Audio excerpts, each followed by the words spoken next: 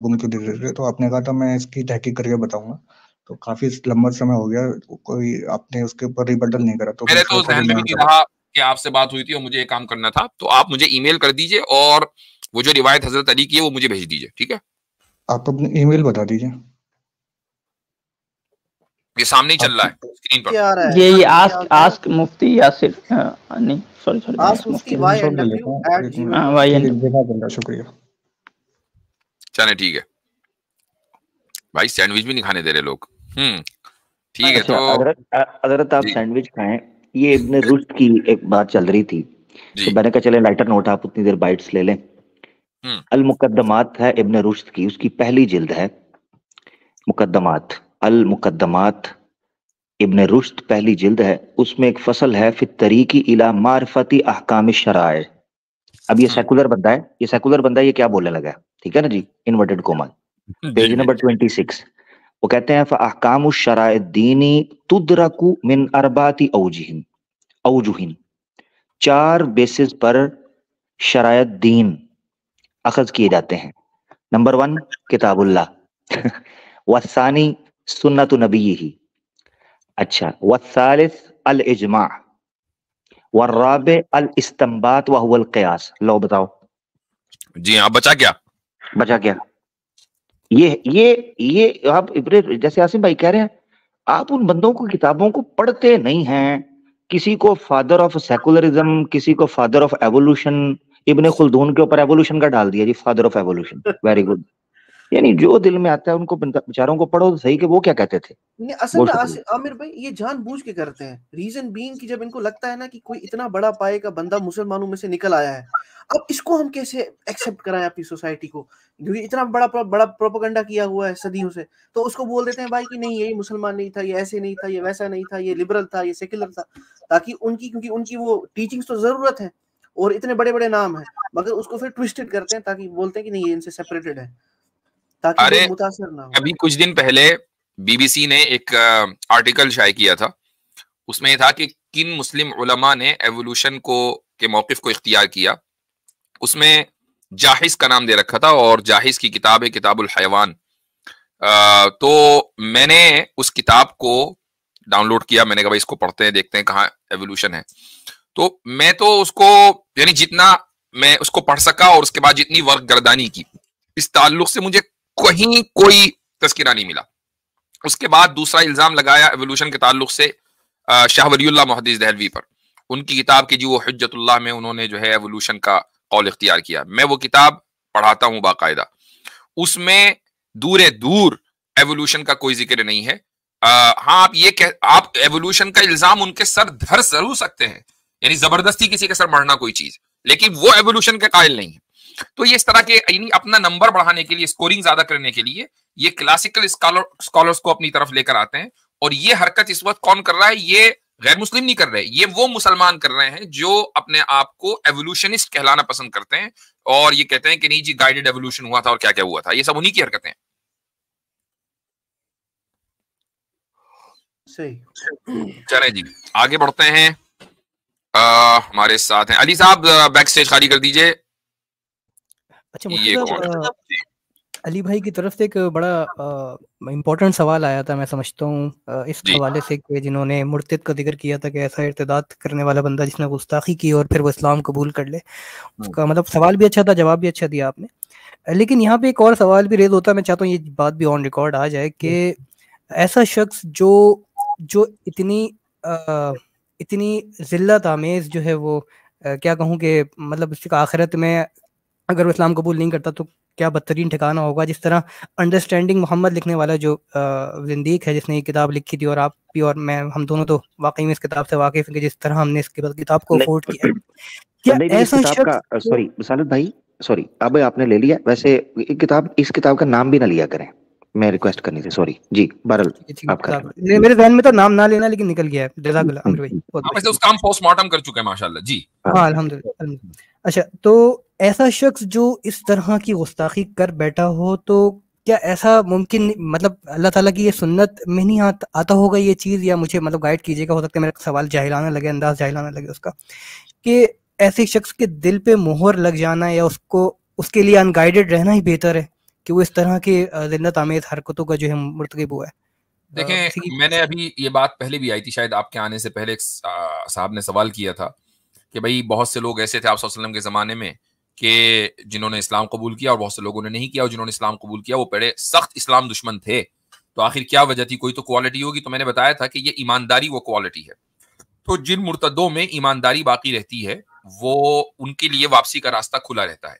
मैं ये नहीं कह रहा हूं कि सारे मुर्तद 100% बेईमान है, ये नहीं कह रहा हूं। बास मरतबा एक आदमी शक का शिकार है और फिर अचानक कोई ऐसी चीज वाकया उसके साथ ऐसा होता है कि वो उसको मजबूर कर देता है इस बात का कायल होने में कि नहीं भाई कोई ना कोई हस्ती है और उस हस्ती ने इस इंसान को हिदायत देने के बहुत से वसाइल इख्तियार किए, उनमें से एक वही है। तो और वो फिर वापस आ जाता है। तो इस किसी शख्स के ईमानदार या होने ना होने का पता आप उसी वक्त लगाएंगे जबकि वो मर जाएगा।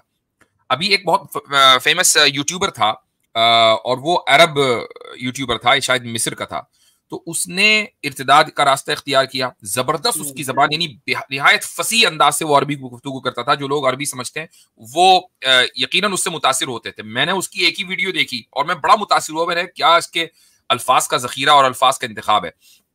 तो वो उसने बहुत कंटेंट बनाया इस्लाम के खिलाफ, लेकिन फिर अचानक ये हुआ कि वो चंद महीनों के लिए अंडरग्राउंड हो गया, यानी उसने कोई वीडियो बनाना बंद कर दी। फिर उसने सारी वीडियो डिलीट कर दी। उसके बाद वो वीडियो बनाकर उसने अपने इस्लाम का ऐलान किया और कहा कि अब मैं इर्तिदाद और इल्हाद के खिलाफ काम करूंगा। वो बहरहाल उसकी वीडियोस आ रही हैं वक्तन फवक्तन। तो बावजूद है कि अगर उसका आप पुराना कंटेंट देखें तो उसमें वही तमाम तर गुस्ताखियां मिलेंगी, लेकिन ईमानदारी कहीं ना कहीं रह गई थी, तो अल्लाह ताला ने उसको हिदायत दे दी। तो इसलिए मैं जितने भी बड़े बड़े मुर्तद हैं उनके ताल्लुक से भी मैं ये नहीं कहता कि इनके दिलों के ऊपर अल्लाह ताला ने मोहर लगा दी, क्योंकि हमें नहीं पता लिटरली कि उनमें ईमानदारी बाकी है या नहीं है।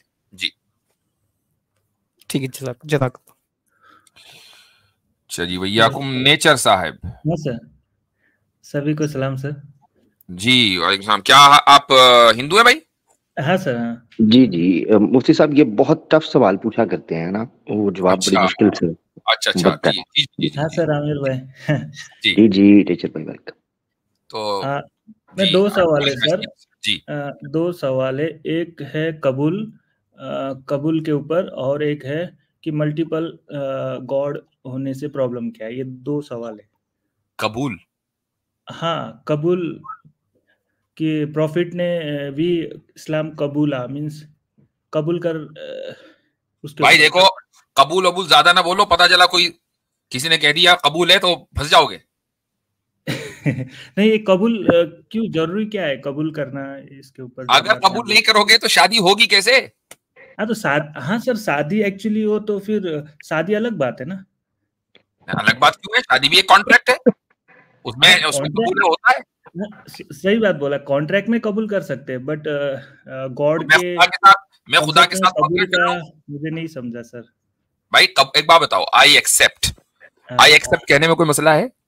चलो कबूल से मसला है। उर्दू बहुत खराब जबान है आपके नजदीक, ठीक है, let's put Urdu aside. I accept, इसमें कोई बुराई है? नहीं बुराई नहीं है, जैसे आपने बोला ना कॉन्ट्रैक्ट, तो गॉड के साथ हम कॉन्ट्रैक्ट थोड़ी करते हैं। आसिम भाई, आमिर भाई सही कहा आपने, बड़ा खतरनाक सवाल कर। जी जी सर, आप देखें तो सही।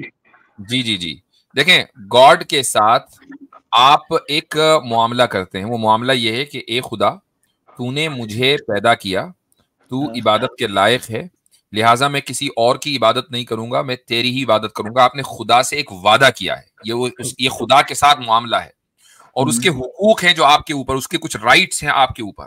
वो राइट्स ये हैं कि उसके अहकाम की आप वायलेशन नहीं करेंगे और उसको एक मानेंगे और उसकी इबादत करेंगे। तो ये एक समझ लीजिए कि मामला है और मामले को एक्सेप्ट किया जाता है, तो उसमें क्या मसला है? नहीं मसला नहीं है, मेरा बोलना यही है ना कि जब गॉड मसला नहीं, नहीं ये हमारे सनातन में तो है नहीं कबूल वाला सिस्टम। इसके लिए पूछा था कि क्या है सनातन धर्म है। नहीं क्यों नहीं है? कबूल करने वाला क्यों सिस्टम नहीं है? कबूल से क्या मतलब है आपका? हाँ आमिर भाई, असल में वो कह रहे हैं कि अबडक्शन भी तो हो जाती है ना, उठा के भी ले जाते हैं, तो वो पूछने की जरूरत ही कोई नहीं, उठा के ले जाओ, वो आपकी पत्नी हो गई, बस ठीक है। और एक दूसरा है मल्टीपल गॉड होने। नहीं, एक मिनट, होल्ड ऑन। एक आदमी सनातनी बनना चाहता है, अभी वो नॉन सनातनी है, कैसे बनेगा? सर सनातन में ऐसा दावत का कोई कॉन्सेप्ट ही नहीं है। अरे नहीं, दावत की हम खुद ही आते हैं आपके घर पे, बताओ कैसे होगा? सर नहीं, ऐसा कुछ नहीं, सभी सनातन है। सनातन का मतलब है सभी सनातन है। तो मैं सनातनी हूँ। सभी पूरी यूनिवर्स पूरी दुनिया सनातनी है, एवरीबॉडी सनातनी। ये पीछे जो किताबें पढ़ी हैं हजरत, वो भी तो नॉन सनातनी एग्जिस्ट ही नहीं करता, यानी कॉन्सेप्ट ही नहीं है।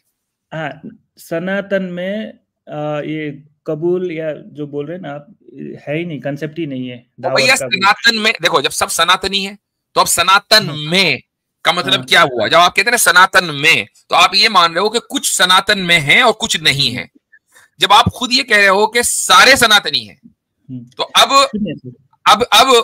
इसका मतलब ये हुआ आपको ये साबित करना पड़ेगा कि मैं, आमिर भाई, अली भाई, आसिम भाई, जितने लोग, वसालत भाई, जितने लोग यहाँ बैठे हुए हैं, हम सब सनातनी हैं और हमारे लिए पॉसिबल ही नहीं है कि हम सनातनी से बाहर निकल जाए। ये साबित करें। सनातन ही है, बिकॉज सनातन से सनातन में दूसरा धर्म का जिक्र नहीं। दावा भाई पूछ रहे हैं जगह है तो इनके लिए अगर जगह बनवा लें जी। अच्छा, मैं इनके बाद जो है देसी न्यू को ले रहा हूँ, और अगर इनकी जगह बन सकती हो, दावा क्या नाम था उनका? ब्रदर दावा। और एक है वो मल्टीपल गॉड वाला भी बता दे। नहीं, पहले इसी पर बात करेंगे।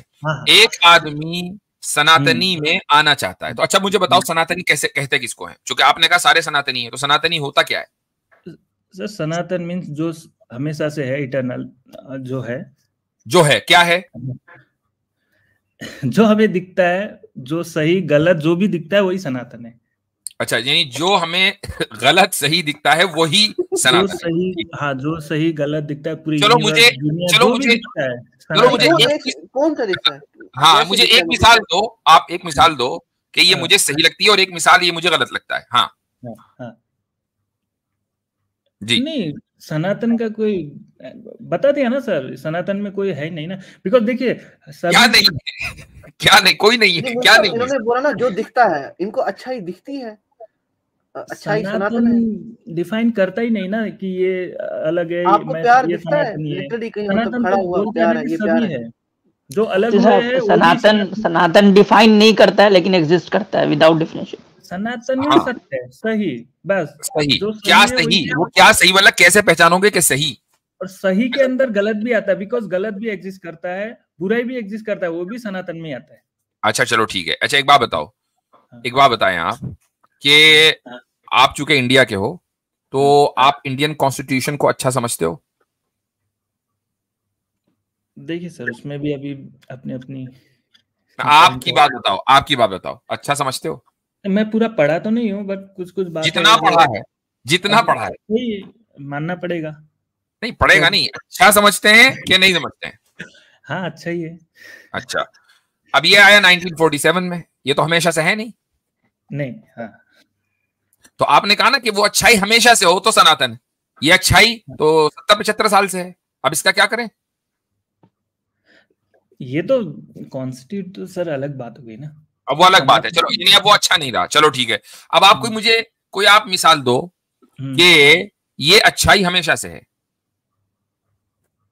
ये अच्छाई हमेशा से है सर, देखिए बता दिया ना आपको, ऐसा कुछ नहीं है। सनातन का मतलब वही है, उसका कंसेप्ट ही यही है। मैंने आपके बदले जवाब दिया, सनातन हमेशा से है, वो अच्छा ही है।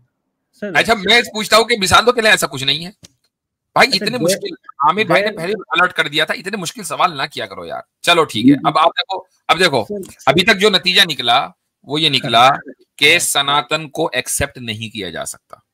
ठीक, एक्सेप्ट का कोई कॉन्सेप्ट ही नहीं ना, जो है मैं समझ गया भाई, जब नहीं है तो नहीं किया जा सकता ना। ठीक है, अब कोई आदमी नॉन सनातनी है तो वो सनातनी बन नहीं सकता। चलो अब ये एक्सेप्ट वाला जवाब के यहाँ कॉन्सेप्ट ही नहीं है, बात खत्म हो गई। अब अगले सवाल पे चलते हैं, मल्टीपल गॉड्स पे। हाँ, क्या हुआ उसमें? मल्टीपल गॉड होने से प्रॉब्लम क्या हो सकती है? प्रॉब्लम क्या हो सकती है? मल्टीपल प्राइम मिनिस्टर होने से क्या प्रॉब्लम हो सकती है? एक मुझे भी बना दो। हाँ, प्राइम मिनिस्टर मल्टीपल नहीं हो सकता है ना, बाकी तो और भी कैटेगरी तो है ना। नहीं, क्यों नहीं हो सकता? क्यों नहीं हो सकता? जिसका जो काम है वो तो करेगा ही भाई, काम तकसीम कर लो। तो गॉड में मल्टीपल कहाँ है? नहीं, मैं पूछ रहा हूं ना कि जब मल्टीपल गॉड हो सकता है तो मल्टीपल प्राइम मिनिस्टर क्यों नहीं हो सकता? मल्टीपल प्राइम मिनिस्टर होने से तो काम नहीं चलेगा ना सर, फिर वहाँ पे प्रॉब्लम हो क्यों नहीं जाएगा। चलेगा? क्या प्रॉब्लम होगी वो बताइए, क्या प्रॉब्लम होगी? हाँ, प्राइम प्रॉब्लम मिनिस्टर दो कैसे हो सकते हैं? नहीं, वो ठीक है, ठीक है, हमें मालूम है नहीं हो सकते, हम आपसे पूछ रहे हैं क्यों नहीं हो सकते? दो होने से फिर काम गड़बड़ा जाएगा। वो क्या गड़बड़ा जाएगा? थोड़ा सा उसको और थोड़ा सा आगे लेके चलें। गड़बड़ा जाएगा, अरबी की आयत ही पढ़ दें बचने के लिए जी। दोनों की बातों पे मींस एग्री नहीं होंगे तो फिर प्रॉब्लम होगा, फिर प्रॉब्लम होगी, है ना? अब देखें क्या सुभान अल्लाह, सदक अल्लाह, सदक अल्लाह, सदक अल्लाह अज़ीम, सुभान अल्लाह। आपने कुरान की आयत पढ़ दी, आपने जो पढ़ा है ना भाई नेचर साहब, कुरान की आयत पढ़ी है आपने। इसको कहते हैं कि कुरान के जो दलाइल है ना वो फितरी दलाइल है। तो नहीं, इंसान के जहन में जो बात है कुरान ने वही दलील रख दी। कुरान ने कहा कि मल्टीपल गॉड्स होंगे तो फिर आपस में टकराव की गुंजाइश होगी। एक गॉड एक काम करना चाहेगा, दूसरा गॉड दूसरा काम करना चाहेगा, तो टकराव होगा। तो हम टकराव के साथ कैसे रहेंगे? नहीं, ये गलत है आपका। अच्छा, ये गलत है, ठीक है। मैं आपको बता रहा हूँ। आपने कहीं पर सुना था, मैं किसी वीडियो में, आपने फिर कुछ ड्राइवर का भी एग्जाम्पल बताया था आपने। आप मेरी एग्जाम्पल को छोड़ दें, आप मैंने जो बात कही है उसको गलत साबित करें। गलत इसीलिए कि आपने कहा ना कि एक पोस्ट में एक ही जन रह सकता है। इसका मतलब वहां पे प्रेसिडेंट भी नहीं होना चाहिए। प्राइम मिनिस्टर है, ठीक है, वहां पर दूसरा प्रेसिडेंट भी है, फिर वाइस प्राइम मिनिस्टर भी होगा, फिर वाइस प्रेसिडेंट भी है। चलो ठीक है, आप जो है मोदी जी के साथ शिर्क नहीं कर सकते। हिटलर के साथ बताओ, एक हिटलर है, डिक्टेटर है, एब्सोल्यूट डिक्टेटर, ठीक है, या एक बादशाह है। तो अब मुझे बताएं कि एक वक्त में एक ही बादशाह होगा या नहीं होगा? एक वक्त में एक ही बादशाह होगा, एक वक्त में एक ही डिक्टेटर होगा। यही बता रहा हूँ ना आपको मैं। अभी यही ना सनातन हिंदुइज्म में है, जो ब्रह्मा विष्णु महेश ये तीनों ने ये जो है यूनिवर्स क्रिएट किया है, ठीक है। ब्रह्मा का काम जो है वो ब्रह्मा ही करेंगे, न कि शिव जी करते हैं। वहां पे अगर ब्रह्मा का काम शिव जी या विष्णु करते तो बीच में हम बोल सकते थे, पर सबका जो कैटेगरी बांटा हुआ है। मुझे एक बात बताओ कि ब्रह्मा जो है, वेट, हाँ नहीं, मैं नहीं समझ पाऊंगा मैं, ठीक है। ब्रह्मा जो काम कर रहे हैं, शिव जी वो काम कर सकते हैं या नहीं कर सकते? बांटा हुआ है ना सर, शिव जी तो नहीं कर सकते हैं कि नहीं कर सकते, बांटा हुआ है कि वो बात नहीं है, कर सकते हैं कि नहीं कर सकते। सवाल एबिलिटी का है कि शिव जी में एबिलिटी है वो काम करने की जो ब्रह्मा कर सकते हैं या नहीं। देखो, मे भी हो सकता है कर सकते हैं, नहीं, ये नहीं चलेगा।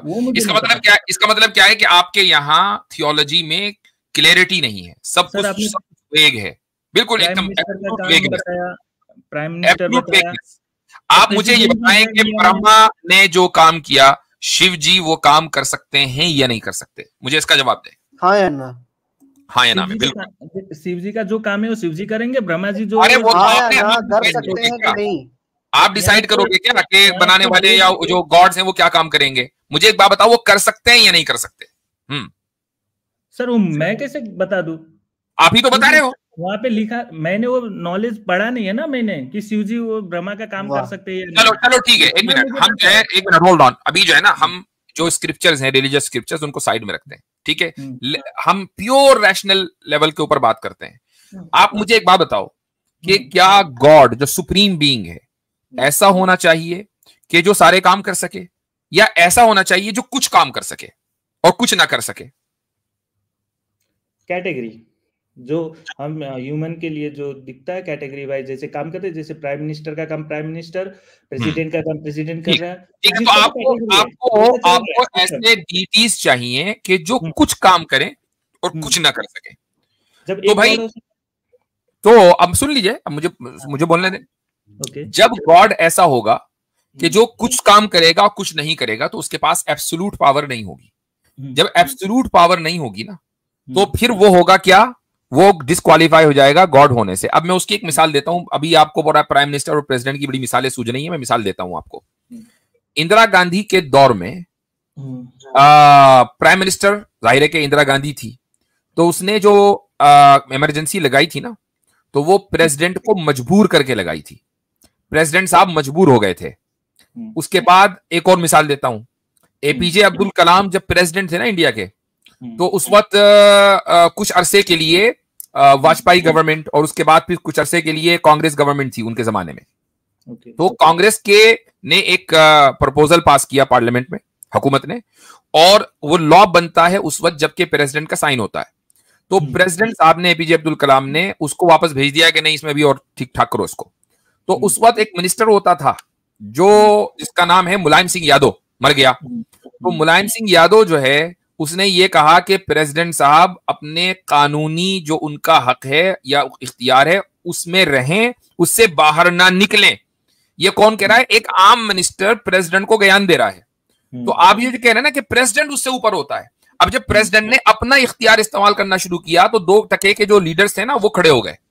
तो अगर अब मुझे बताइए कि ऐसा मुल्क है जिसमें प्राइम मिनिस्टर कुछ और कह रहा है, प्रेसिडेंट कुछ और कह रहा है, प्रेसिडेंट जो है प्राइम मिनिस्टर के तख्ता उलट देता है, प्राइम मिनिस्टर प्रेसिडेंट को सैक कर देता है, ये सारे काम इस तरह खुदा की कायनात चलेगी? आप इस तरह चाहते हैं कि मुल्क ऐसे चले, खुदा की कायनात ऐसे चले? सर मैंने तो प्राइम मिनिस्टर का एग्जांपल नहीं दिया, आपने दिया। हाँ, तो उसको लेकर आप ही चले। तो देखें मेरे भाई, आप मुझे बहुत इनोसेंट से लग रहे हैं, तो थोड़ा सा अकल को बढ़ाने का जो है वो कोशिश करें। कोशिश नहीं कर सकते हैं, जाहिर है हमारे पास कोई नुस्खा तो नहीं है, थोड़ा सा अकल बढ़ाए। और वो इस तरीके से, तो सुन लीजिए, वो इस तरीके से कि ये जो आप मुल्कों में देखते हैं कि भाई काम तकसीम है, ये काम फला कर रहा है, ये काम फला कर रहा है, वो इसलिए कि हमारे पास जो ताकत और हमारा जो इख्तियार है ना वो लिमिटेड है। जब हमारे पास एबिलिटी लिमिटेड है तो हमारे काम भी लिमिटेड होंगे, हम हर काम नहीं कर सकते। ऐसे ही अगर आप खुदा को समझेंगे तो फिर आप में और खुदा में कोई फर्क नहीं रह गया, तो फिर खुदा को खुदा माने क्यों, जब वो भी आप ही जैसा है। लेकिन अगर वो खुदा है तो वो हमसे कहीं बेहतर है, और इतना बेहतर है कि हम उसके करीब भी नहीं पहुंच सकते। तो अगर हमारे पास लिमिटेड एबिलिटी है तो खुदा को आपको अनलिमिटेड एबिलिटी और अनलिमिटेड सलाहियत और फोर्स देनी पड़ेगी, ताकत देनी पड़ेगी, तभी जाकर वो खुदा होगा, वरना वो खुदा नहीं होगा। तो हिंदुइज्म का जो कॉन्सेप्ट है वो इतना वेग और इतना इलॉजिकल और इरेशनल है कि एक तरफ आप ये कहते हैं कि नहीं ऊपर वाला एक है, दूसरी तरफ 30-33 करोड़ उसमें ऐड कर देते हैं। तो इसीलिए मैं कहता हूं कि इस्लाम की जो अच्छाई, सबसे पहली अच्छाई है वो ये है कि इस्लाम ने जो अकीदा तौहीद वननेस का जो अकीदा दिया है वो इतने एब्सोल्यूट अंदाज में दिया है कि उसमें कहीं वेगनेस और कहीं एम्बिग्युइटी नहीं है। हर एक आदमी, छोटे से छोटा बच्चा और बूढ़े से बूढ़ा इंसान, एक फार्मर, एक साइंटिस्ट, एक डॉक्टर, एक इंजीनियर, एक आम आदमी सड़क पर चलता हुआ उस कॉन्सेप्ट को समझ सकता है। ये इस्लाम की सबसे पहली खूबसूरती है। जी हाँ, ठीक है, चलें, शुक्रिया बहुत। सर जस्ट एक मिनट जरा, एक मिनट मेरा भाई, आपने एक कथा सुनी है मेरा भाई? हाँ सर बोलिए। एक कथा है देवी भागवतम की, ठीक है, चंद्रमा की और बृहस्पति की। सुनिए कथा वो आपने? चंद्रमा और बृहस्पति की नहीं सर, बताइए। चंद्रमा जो है वो बृहस्पति की पत्नी चुरा लेता है, हाँ ठीक है। हाँ। जब हालांकि वो बहुत उसकी विनती करता है कि मेरी पत्नी को, ओके, क्या हुआ? जी सॉरी, मेरी आवाज आ रही जी, सॉरी। तो वो पत्नी जो है ना, चंद्रमा बृहस्पति की पत्नी लेकर चला जाता है। ये आपको मिल जाएगा देवी भागवतम का पहला स्कंड है और अध्याय 11, इसमें आप पढ़ें तो पता है क्या होता है। चंद्रमा जो है उसकी सपोर्ट को आ जाता है आपका जनाब ब्रह्मा आ जाता है, और बृहस्पति जो है उसकी सपोर्ट को आ जाता है इंद्र और महादेव, ठीक है, और विष्णु भी। वो एक आकर कहता है इसकी पत्नी दे दो, वो कहता है मैंने नहीं देनी। सारे भगवान एक दूसरे के सामने खड़े हो जाते हैं। आपको पता है इधर से ब्रह्मा खड़ा है और उसके पीछे फौज है, और इधर से शिव जी खड़े हैं, महादेव, विष्णु खड़े हैं, इंद्रदेव खड़े हैं।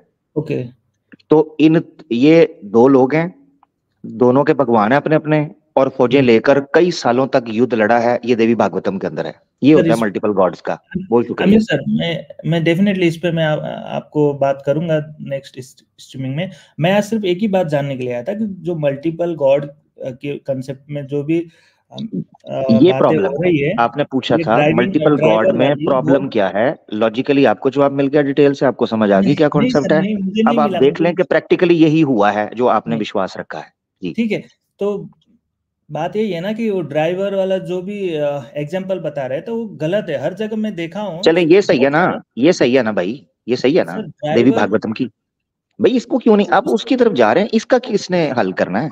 इसका भी तो पढ़ के मैं जरूर आपसे बात करूंगा। आप उसको पढ़ लें पहले। हाँ पहले पढ़ लें। 50 स्ट्रीमिंग देखा हूँ सर।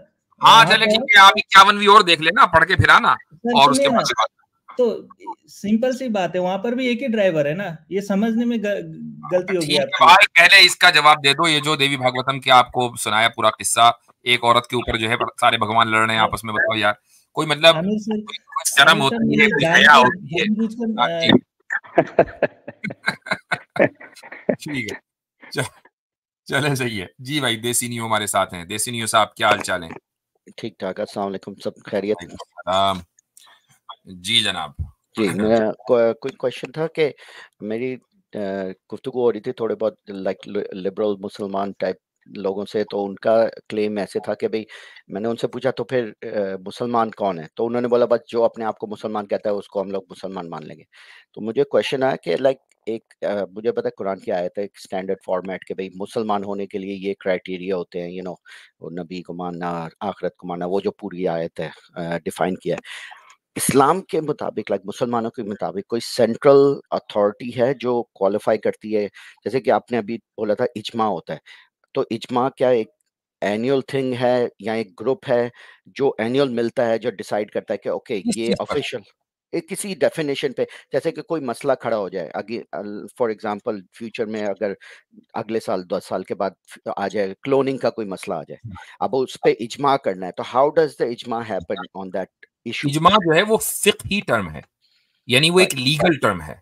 वो ऐसा नहीं है कि हम इज्मा करके किसी अकीदे को निकाल देंगे या कोई अकीदा बढ़ा देंगे, भाई आज से हमारे अकीदे का ये भी हिस्सा है, इस पर इज्मा पॉसिबल नहीं है।